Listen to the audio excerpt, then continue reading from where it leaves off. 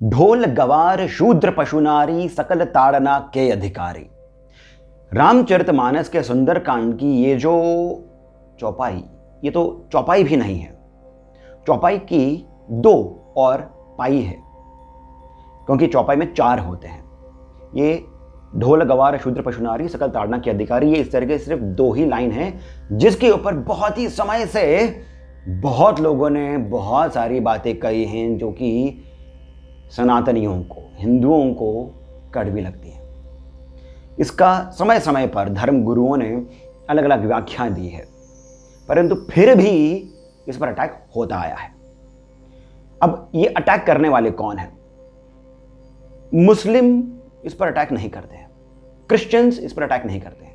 हाँ, वो इसको वेपन बना करके जो ओबीसी हैं, एससी एसटी हैं, आदिवासी, उनको बरगलाने की भरपूर कोशिश करते हैं, परंतु इस पर टीका टिप्पणी, इस पर अभद्र तरीके से वार हिंदू ही करते हैं, हिंदुओं के ही खिलाफ करते हैं। तो आज इस वीडियो में हम इस पर्टिकुलर लाइन का क्या अर्थ है, इसका क्या भाव है और इसका सटीक लॉजिकल सॉल्यूशन क्या है, इसके बारे में बात करेंगे।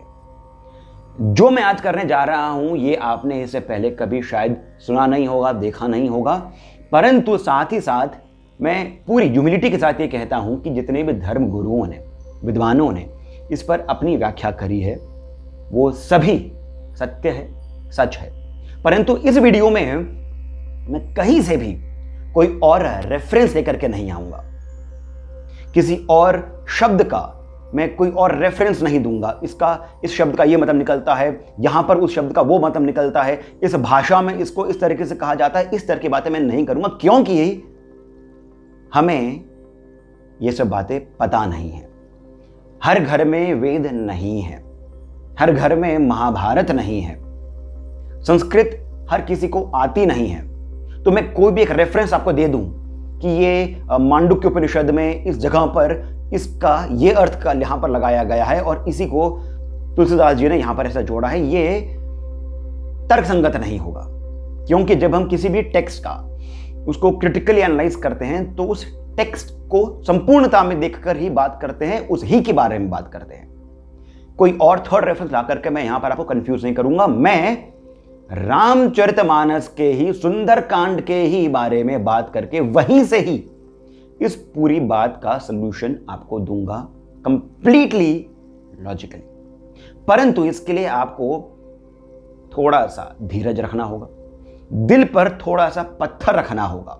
कुछ बातें आपको कड़वी लग सकती हैं, परंतु दिल थाम कर बैठिएगा अंत तक। इसी बात पर अब आप इस वीडियो को लाइक करिए, शेयर करिएगा, कमेंट करके मुझे बताइएगा कि आपको मेरा जो लॉजिक है ये कैसा लगा, क्योंकि आपको अच्छा लगे या नहीं लगे, लॉजिक तो यही रहेगा। अब सबसे पहले हम बात करते हैं कि रामचरितमानस को, सुंदरकांड को लिखने वाले कौन है? तुलसीदास जी हैं, सबको पता है, जग जाहिर है। अब पूरी दुनिया को यह लगता है कि तुलसीदास जी जो हैं ये बहुत बड़े राम भक्त हैं, हनुमान जी के दास हैं, भगवान शिव की बड़ी कृपा है इन पर। परंतु इन्हीं तुलसीदास जी ने ही, आइए देखते हैं श्री राम के बारे में, हनुमान जी के बारे में, विभीषण जी के बारे में, लक्ष्मण जी के बारे में, समुद्र देव के बारे में, अपने इस ही सुंदरकांड में क्या क्या लिखा है। मैं आपको ये तथ्यों के साथ बता रहा हूं, क्योंकि इन तथ्यों को देखकर आप इस बात को मानेंगे कि तुलसीदास जी कोई राम भक्त नहीं थे। चलिए देखते हैं ये तथ्य क्या है। अब यहीं पर तुलसीदास जी क्या कहते हैं राम के बारे में? सचिव सभीत विभीषण जाके, विजय विभूति कहाँ जगता के। अर्थात जिसके मंत्री विभीषण हो, उसे विजय या फिर ऐश्वर्य कहाँ मिल सकता है। श्री राम के द्वारा समुद्र से की गई विनती को लेकर के तुलसीदास जी क्या कहते हैं कि इनका जो हठ है वो बालक के समान है, यानी ये बच्चे की तरह जिद कर रहे हैं, ऐसा इसी सुंदरकांड में कहा गया है। सागर सन ठानी मचलाई, सागर सन ठानी मचलाई, अर्थात बच्चे की तरह इन्होंने अपनी जिद को ठान लिया है। आगे तुलसीदास जी इन्हीं श्री राम के बारे में क्या कहते हैं? निष्ठुर हैं। निष्ठुर। कहां आप मानते हैं कि तुलसीदास जी श्री राम को कहते हैं कि एक कोमल हृदय हैं, कृपालु हैं, दयावान हैं? ये तो इन्हें निष्ठुर कह रहे हैं। तथ्य देखिए,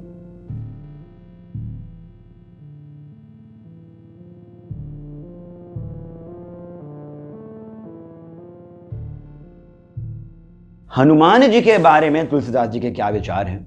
हम इनकी हनुमान चालीसा पढ़ते हैं, बजरंग बाण पढ़ते हैं, हनुमान बाहुक पढ़ते हैं, पर आइए देखते हैं हनुमान जी के बारे में तुलसीदास जी ने क्या लिखा है। तुलसीदास जी कहते हैं कि हनुमान जी का जो बल है वो बाकी अन्य वानरों के सामने थोड़ा ही है। देखिए तथ्य, सकल कपिन महते ही बल थोड़ा, थोड़ा यानी थोड़ा। लक्ष्मण जी जो कि शेषनाग के अवतार हैं, जिन्होंने इतना बड़ा त्याग किया श्री राम जी के साथ वनवास लेकर के, उनके बारे में क्या कहते हैं कि ये डींगे हाँकने वाले हैं, वाग विलास करते हैं। ये देखिए तथ्य। पहले तो इन्हें कहते हैं छोटा तपस्वी, लघु तापस कर बाग विलासा, यानी बाग विलासा का अर्थ हो गया वाग विलासा, डींगे हाँकने वाला। लघु तापस अर्थात छोटा तपस्वी। साकाजम भी दे रहे हैं और डींगे हाँकने वाला भी कह रहे हैं। हनुमान जी के बारे में और भी बहुत कुछ कहते हैं। उन्हें ये सठ कह रहे हैं, अर्थात मूर्ख। इन्हें ये खल कह रहे हैं, अर्थात दुष्ट। ये भी कह रहे हैं कि ये तो शाखा मृग हैं, अर्थात जो पेड़ पेड़ पर चढ़ते हैं और इसमें ये अपनी बड़ाई क्या मानते हैं।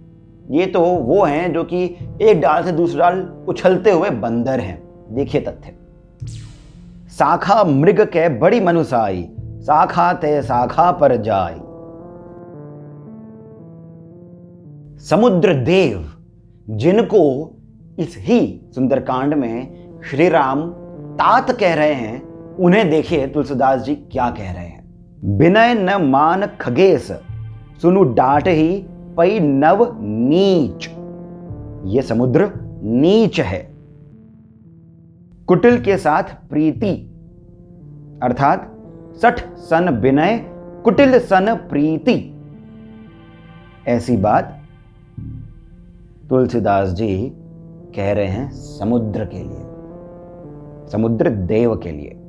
और अब इससे भी बड़ी बात, श्री राम का अपमान वो तो हम स्वयं सहते आ रहे हैं सदियों से, हमें कोई दिक्कत नहीं होती है। हनुमान जी का अपमान कोई दिक्कत नहीं है। स्त्री का अपमान हमारे लिए बहुत बड़ी बात हो जाती है, जो कि अभी लेकर भी आया जा रहा है। वहां पर ये कहते हैं कि जो स्त्री है वो तो डरपोक होती है।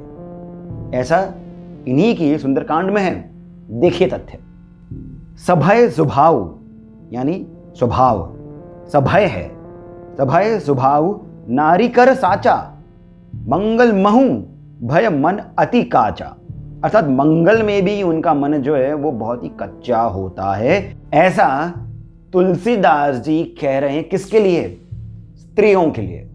सोचिए, ऐसी तो सोच है इनकी स्त्रियों के लिए, और आप बैठे हैं बस एक ही चौपाई के पाठ को लेकर के, ढोल गवार शूद्र पशु नारी सकल ताड़ना के अधिकारी। अरे देखिए, और भी कितनी सारी बातें कही हैं तुलसीदास जी ने स्त्रियों के बारे में, राम के बारे में, हनुमान के बारे में, समुद्र के बारे में, लक्ष्मण के बारे में। उस पर भी आप कैसे कटाक्ष करने से, टिप्पणी करने से, लोगों में जागरूकता लाने से चूक गए, गलत हो गया।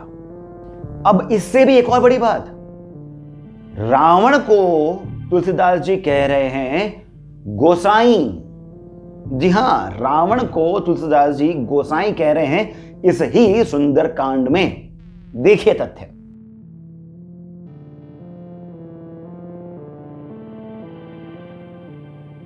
अब इससे पहले कि आप मुझे गाली दें, इस वीडियो को बंद करने का आपका मन करे, कुछ कमेंट में अच्छा अच्छा सा मुझे आप बोलना चाहें, उससे पहले 2 मिनट की आप शांति रखिए। लंबी सी सांस लीजिए। दिल जो आपका थोड़ा सा घबरा रहा है, दिल में थोड़ा गुस्सा सा आ रहा है, पेट में थोड़े से मरोड़े उठ रहे हैं, इसको थोड़ा सा शांत करिए, क्योंकि अब समय है अपनी नीची हुई आंखों को थोड़ा सा खोलने का, थोड़ा सा और संदर्भ को समझने का, थोड़ा सा और अपनी बुद्धि को खोलने का। आंखें खोलेंगे तो दुनिया में पूरी नजर आएगी, नहीं तो यही दुनिया में बौनी नजर आएगी। चलिए अब हम इन्हीं सभी बातों को इसकी पूर्णता के साथ देखते हैं। कहीं से कोई और संदर्भ नहीं है, कोई और रेफरेंस नहीं है, किसी वर्ड का कोई और मीनिंग नहीं है, मैं कोई और कॉन्टेक्स्ट नहीं दे रहा हूं। जो बातें मैंने कही हैं इन्हीं को अब हम पूरा पूरा देखते हैं। ठीक है, श्री राम को निष्ठुर जो कहा है वो तुलसीदास जी ने नहीं कहा। इस कथा में माता सीता हनुमान जी के साथ रोती हुई एक बात पूछ रही हैं कि ऐसा क्या हो गया कि वो ऐसा लग रहा है कि वो निष्ठुर से हो गए हैं, ऐसा लग रहा है कि वो निष्ठुर से हो गए हैं। तथ्य आपके सामने है। इसी तरह हनुमान जी को भी जो सठ यानी मूर्ख या फिर खल यानी कि दुष्ट ऐसा जो कहा है, ये सभी रावण ने कहा है। किसने कहा है? रावण ने कहा है। अब हम कहानी में ये बात समझ सकते हैं कि रावण ऐसा कह सकता है। रावण ने ही लक्ष्मण जी को बाग बिलास कहा है, यानी कि वो जो कि डींगे हाँकता है, ऐसा रावण ने ही कहा है। हम इस बात को मान सकते हैं कि रावण ऐसे कह सकता है। रावण अहंकारी है। रावण ने ही मंदोदरी को यह समझाते हुए कहा कि अरे तेरा पति जो है वो तो विश्व विजेता है, तो फिर तू क्यों घबरा रही है? स्त्रियों का तो स्वभाव ही भीरू होता है, डरपोक वाला होता है। रावण ये सभी बातें कह सकता है क्योंकि रावण अहंकारी है। ऐसा हमें कैसे मालूम चलता है? इन्हीं की रामचरितमानस को पढ़कर रावण ऐसे कह सकता है स्त्रियों के बारे में, क्योंकि रावण का स्त्रियों के प्रति जो एक व्यवहार रहा है, उसकी जो सोच रही है वो यही रही है कि स्त्रियां भोग की वस्तु हैं। मंदोदरी अथाह सुंदरी थी, परंतु फिर भी उसके महल में कितनी और स्त्रियों को रावण ने दासी बनाकर रखा था। माता सीता के साथ में भी वो दुर्व्यवहार करना चाहता था।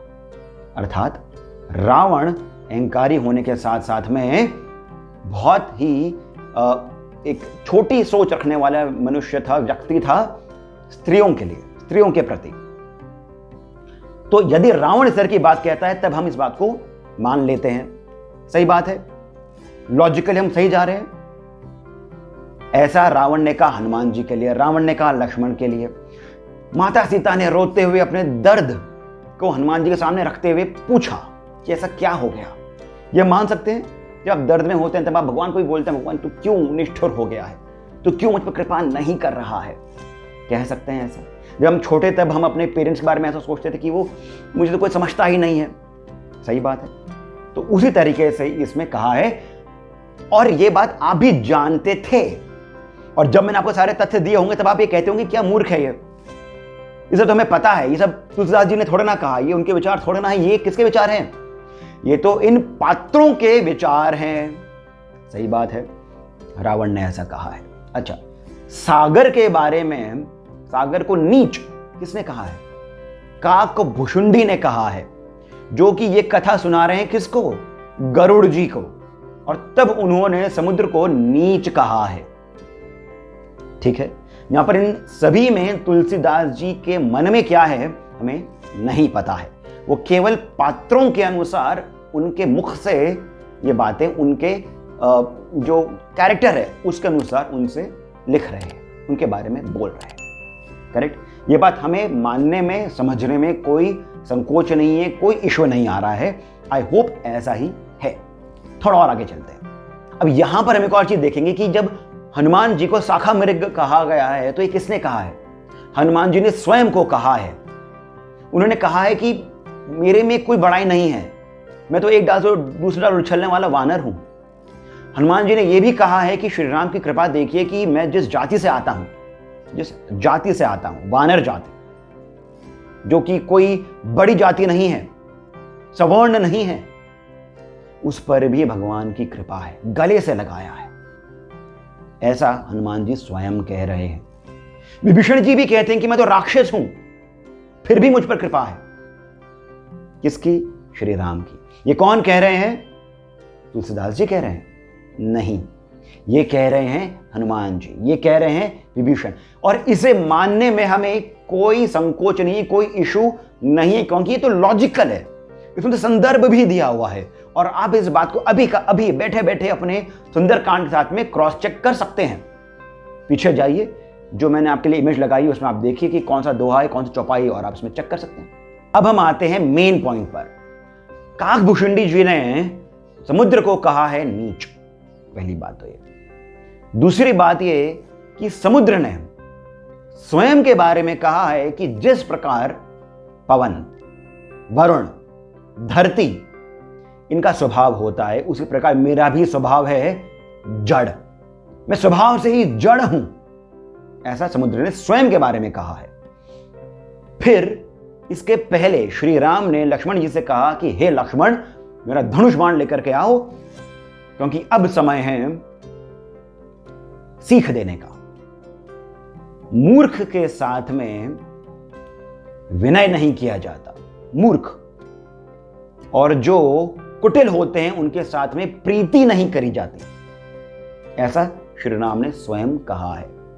किस कॉन्टेक्स्ट में कहा है? समुद्र के साथ में कहा है, समुद्र के कॉन्टेक्स्ट में कहा है, समुद्र को लेकर के कहा है, मूर्ख, कुटिल। फिर आता है काकभूषुंडी जी ने समुद्र को नीच कहा, फिर समुद्र ने स्वयं को जड़ कहा। फिर तुलसीदास जी लिखते हैं कि समुद्र ने अपना अहंकार को छोड़ करके ब्राह्मण वेश धर के आया, यानी कि ये सभी जो स्वभाव है ये किसका है? समुद्र का है।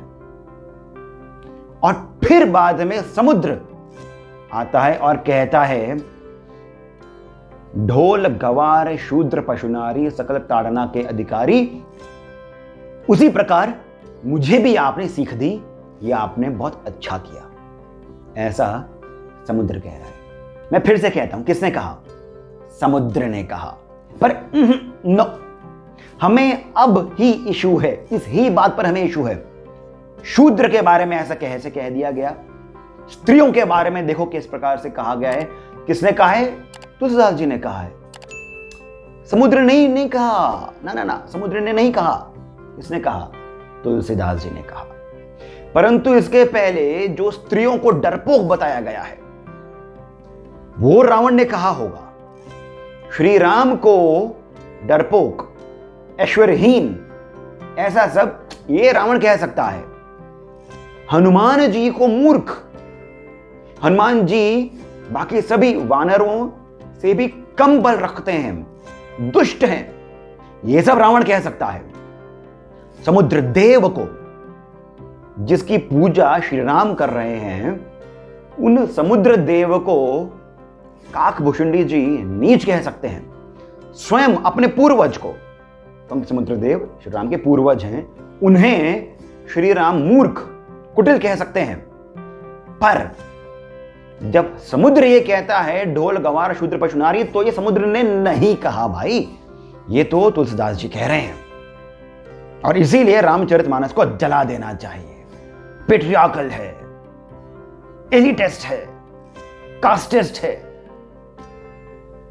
तो लॉजिक है इस बात में, खुद सोचिए आप। अब एक बात को देखिए, रामचरितमानस के अंदर स्त्रियों के बारे में तुलसीदास जी के क्या विचार है। कैकेयी ने इतना सारा तांडव किया, तब भी दशरथ हाथ जोड़ करके कैकेयी की बातें सुनते रहे, उन्हें मनाते रहे प्यार से, थोड़ा सा गुस्सा करके। पर ताड़न किया, ताड़ना करी, पिटाई करी? नहीं करी। सुंदरकांड में ही मंदोदरी रावण को कह रही है कि आप पर स्त्री को पुनः लौटा दीजिए, उन्हें वापस कर दीजिए। श्री हरि बोला है, भगवान राम का गुणगान किया है। रावण को क्रोध नहीं आता। रावण कहता है अरे प्यारी, क्यों चिंता करती है? परंतु जब यही बात विभीषण जी कहते हैं तो विभीषण को लात मार दी है रावण ने, क्योंकि रावण के नजर में स्त्रियां जो हैं वो तो भोग की वस्तु हैं, उनसे द्वेष, बैर, क्रोध किस प्रकार का। परंतु विभीषण तो राक्षस होते हुए भी इस प्रकार की बात कर रहा है। मेरी ये अपेक्षा थी कि ये मेरे साथ में, मेरे पक्ष में होते हुए युद्ध करेगा, तो लात मार दी। वहां पर भी हमें चलता है सब कुछ। सीता जी रोते हुए हनुमान जी से ये पूछ रहे हैं कि क्या वो निष्ठुर हो गए हैं, क्या वो मुझे भूल गए हैं, ऐसा सीता जी कह रही है।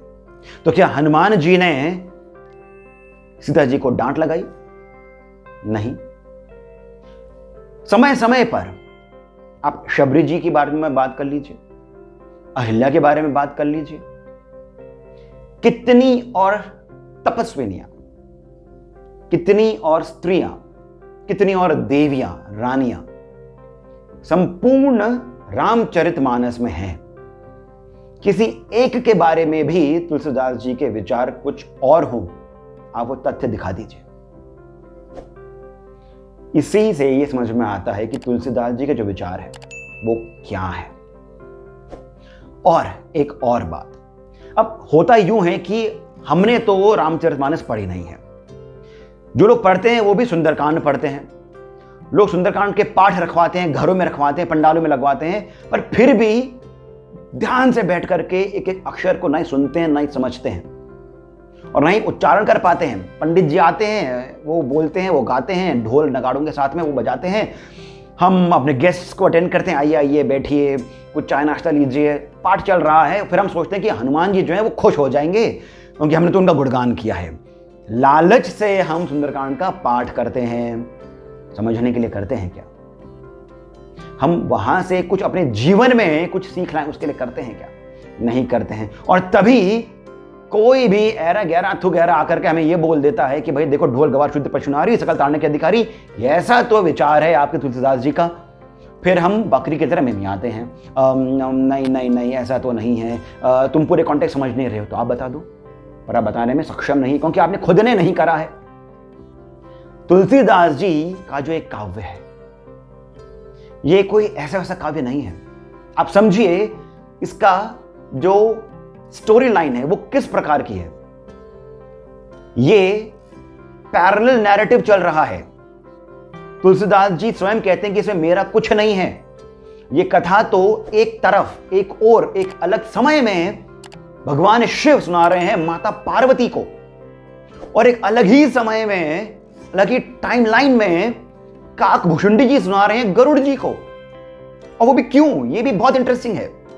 वो इसलिए क्योंकि जब माता सती ने ये देखा कि श्री राम जो हैं वो तो वन वन भटक रहे हैं देवी सीता की खोज में, वो रो रहे हैं, तो उन्हें इस बात की शंका हुई कि हे नाथ, हे भगवान शंकर, आप क्योंकि देवाधिदेव हैं, महादेव हैं, आप जिनकी स्तुति कर रहे हैं राम की, वो तो कैसे मनुष्यों की भांति इधर उधर वन में भटक रहे हैं रोते हुए, तो ये किस प्रकार से परमेश्वर हुए? मैं इनकी जांच करूंगी। उसके लिए ही वो जाती हैं माता सीता का वेश धर के, अब फिर वो इनसे इनकी परीक्षा लेती है भगवान श्री राम की। फिर क्योंकि उन्होंने सीता का वेश धरा था, अब भगवान श्री राम तो उनको पहचान गए, तो शंकर जी को इन्हें छोड़ना पड़ा कि आप मेरे आराध्य की पत्नी बनकर के गई थी, तो मैं आपको अब पत्नी के रूप में नहीं देख सकता हूं। और फिर जिस तरह से दैविक इच्छा से जो माता सती ने अपने देह का त्याग किया, वो कहानी अलग हो जाती है। फिर जब वो पार्वती बनकर के आती है, तब महादेव ये पूरी कहानी सुनाते हैं। एक अलग टाइम जोन है। दूसरा टाइम जोन क्या है? गरुड़ जी से देवता विनती करते हैं कि हे गरुड़ देव, इस युद्ध में भगवान श्री राम और रावण के साथ में जो युद्ध चल रहा है उसमें भगवान श्री राम और लक्ष्मण को नागपाश में बांध दिया गया है। आप जाइए और उन नागों को हटाइए, भगवान श्री राम को छुड़ाइए। गरुड़ जी देवताओं की इस विनती को मान लेते हैं, जाते हैं, छुड़ा लेते हैं। जब वो जा रहे होते हैं वापस, तो उनके मन में शंका आती है कि ये किस प्रकार के परमेश्वर हैं, ये भगवान विष्णु के अवतार कैसे हैं? देवता इनसे ये अपेक्षा कर रहे हैं कि देवताओं को ये छोड़ाएंगे, जबकि इन्हें छोड़ाने के लिए मुझे जाना पड़ा। तब उनकी इस शंका को दूर करने के लिए काकभुशुंडी पूरी रामकथा सुनाते हैं। आप समझ रहे हैं कि ये किस प्रकार का डीप नैरेटिव आ रहा है, पैरेलल नैरेटिव आ रहा है अलग अलग टाइम जोन के अंदर। कमाल का है ये, अद्भुत है ये।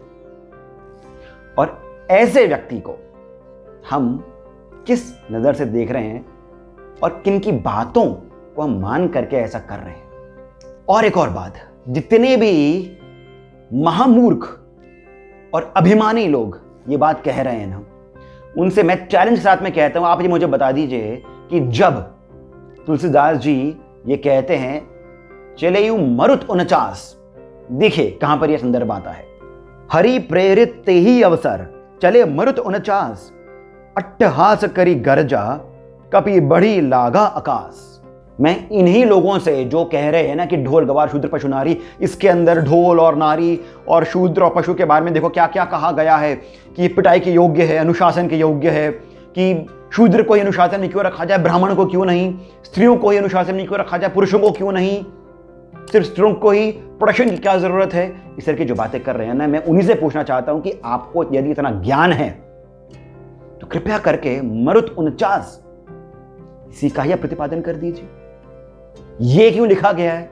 यदि आप ये बता सकते हैं तो फिर यह बात मान ली जाएगी कि आप में इस तरह की बुद्धि है कि आप इस पर भी तर्क कर सकते हैं। क्योंकि मरुत 49 को समझने के लिए आपको वेदों को पढ़ना पड़ेगा, पुराणों में आपको झांकना पड़ेगा। और एक बार आपने ये यात्रा आरंभ कर दी मरुत 49 को समझने की ही, केवल इन 2 शब्दों को समझने की यात्रा आपने आरंभ कर दी, तो फिर सत्य मानिए जब आप बाहर आएंगे ना, तब आपके मुख से भी एक ही बात आ रही होगी, जय श्री राम। दोस्तों, आशा करता हूं कि मेरी जो ये तर्क संगत बात थी, लॉजिक के साथ में जो मैंने आपको संदर्भ दे करके, सुंदरकांड से ही, कोई और मैं वेद पर नहीं गया, मैं किसी और अवधि भाषा के अंदर इस तरह से कहा जाता है, संस्कृत के अंदर उपनिषदों में इस तरह के संदर्भ दिए हैं, तो उसको लेकर के तुलसीदास जी ने कहा मैं इन सब पर नहीं जा रहा। मैं बस इतना कहना चाह रहा हूं कि समुद्र के द्वारा जिसको नीच कहा गया है, मूर्ख कहा गया है, कुटिल कहा गया है, स्वयं भगवान श्री राम ने कहा है, उसकी एक डायलॉग के अंदर, जिसका नहीं आगे की कहीं पर कोई और रेफरेंस आता है, नहीं बाद में कोई और रेफरेंस आता है, ऐसे एक डायलॉग पर हम किस तरह से अपने भगवान को, संतों को और अधिक बेइज्जत करते रहेंगे, उनकी बेइज्जती हम और कितना झेलते रहेंगे, इस बारे में आप स्वयं ही विचार करिए। हिंदुओं को, सनातनियों को कब तक प्रोटेक्टिव तरीके से, डिफेंसिव होकर के रहना होगा, यह आप स्वयं ही तय करिए। क्योंकि अब इस वीडियो को देखने के बाद यदि कोई भी सठ, मैं इन्हीं की भाषा में बात कर रहा हूं, सठ खल इस तरह की बात करता है, तो आप अब ये बोल सकते हैं कि बस ये किसने कहा है। और इसी तरह के शब्द भगवान श्री राम के लिए, लक्ष्मण जी के लिए, हनुमान जी के लिए, समुद्र देव के लिए, रावण के लिए, अलग अलग तरीकों से इस ही टेक्स्ट के अंदर, इस ही चैप्टर के अंदर समुद्र देव के बारे में भी, बाकी सभी जितने भी प्रमुख पात्र हैं उन सभी के बारे में भी तुलसीदास जी ने सुंदरकांड में लिखा है। परंतु ये उनके विचार नहीं, ये उस पात्र के विचार हैं जिसको तुलसीदास जी ने केवल लिखा है, वो भी माध्यम बनकर के, क्योंकि ये कथा जो है ये शिवजी कह रहे हैं, ये काकभुशुंडी कह रहे हैं। अब आपके पास में क्षत्रिय धर्म निभाने का समय है, इसको अब आप गंवा नहीं सकते हैं। यदि आपको मेरे विचार, मेरा जो ये तथ्य है ये सही लगा हो, क्योंकि है, अब इस बात को आप जुटला नहीं सकते हैं, मैं ये पूरे दावे के साथ कह सकता हूं। कोई जरूरत नहीं है हमें डिफेंसिव होने की, कोई जरूरत नहीं है हमें बताने की कि नहीं ये तो क्षुद्र पशु मारी कहा गया है, ये तो एक ही शब्द है, नारी का अलग अलग अर्थ, ना ना ना, ये समुद्र ने कहा है, ये समुद्र की ही सोच है। जिसको नीच कहा है, जिसको मूर्ख कहा है, जिसको कपटी कहा है, उसकी बातों को हम अब डिफेंसिव होकर के जस्टिफाई नहीं करेंगे, बिल्कुल नहीं करेंगे, जरूरत नहीं है करने की। फिल्म के अंदर कोई डायलॉग अगर विलन बोलता है तो क्या उसे जस्टिफाई करा जाता है? नहीं करा जाता है। RRR मूवी के अंदर जब उस ब्रिटिश महिला ने कहा था that I want to see blood on Bhim, तो क्या SS राजामौली चाहते थे कि भीम के ऊपर खून होना चाहिए, भीम को इस तरह से पीटा जाना चाहिए कि खून निकल जाए? ऐसा राजामौली चाहते थे? तो कहानी के अंदर पात्र ने कहा है। शोले में गब्बर सिंह कहता है, जो भी कहता है, ठीक है। तो क्या ऐसा, या फिर धर्मेंद्र जो कहते हैं, तो क्या ऐसा सिप्पी साहब ने कहा है? ऐसा है क्या? नहीं है। तो मूर्खों की तरह हम बातें नहीं करें और ना ही अब हम इन मूर्खों की बातों पर डिफेंसिव होंगे। इन्हें हम इग्नोर भी नहीं करेंगे। क्षत्रिय धर्म निभाकर अब हम इन पर प्रतिकार करेंगे। इनको अब हम सही रास्ते पर लेकर के आएंगे। इस वीडियो को दोस्तों आप जितना हो सके शेयर करिए, लाइक एक ही बार कर सकते हैं तो कर ही लीजिए, कमेंट करके मुझे जय श्री राम ही लिख दीजिए, बहुत बहुत उपकार होगा। और साथ ही साथ यदि आपसे हो सके तो अपना श्री सहयोग भी आप हमें प्रदान करें। डिटेल्स कमेंट सेक्शन में पिन करे गए हैं। आपका श्री सहयोग हमें प्रोत्साहन देता है कि हम इस प्रकार के अध्ययन को कर सकें। स्वयं का भी ज्ञान बढ़ता है और हमारे ही माध्यम से, हम तो निमित्त मात्र हैं, आपको भी हम कुछ बातें बता सकते हो। इसी कारण आपका श्री सहयोग अवश्य आना चाहिए। अब मुझे यानी सिद्धार्थ को अब जाने की अनुमति दीजिए। बहुत बहुत धन्यवाद। जय Shri Ram. A DC where stories begin.